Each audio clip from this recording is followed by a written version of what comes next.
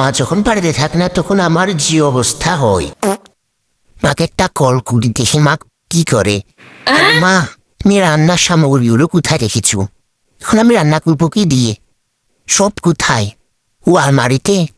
আচ্ছা রাখি, দেখি। মা তো বললো আলমারিতে, দিয়ে দেখি আলমারিতে সবকিছু আছে কিনা। আরে সবই তো আলমারিতে। আমি শুধু শুধু মাকে বিরক্ত করলাম।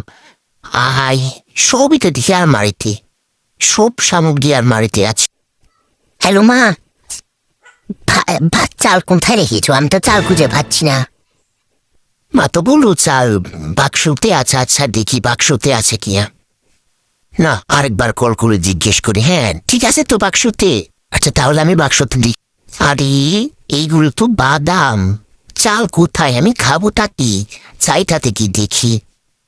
ও, এটাতেই তো চাল। উনি সব নিয়ে আমার জন্য অল্প কয়টা রেখে চলে গেছে। আচ্ছা সমস্যা না, আরেকবার কল দি। হ্যাঁ মা, ভাতের হাঁড়িটা কোথায় রেখেছো? ও আচ্ছা, দেখি ভাতের হাঁড়িটা। ও, এইখানে ভাতের হাঁড়ি, আর আমি পুরো বিশ্ব খুঁজে বেড়াচ্ছি এইখানে।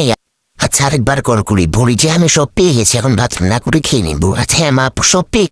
সব কিছুই ঘরে থাকে, তাও এই ছেলেটা খুঁজে পাই না। আমি শুধু বাড়িতে আসি তোকে দেখাবো কত মজা। বেয়াদব ছেলে হয়েছে আমার এক জ্বালা।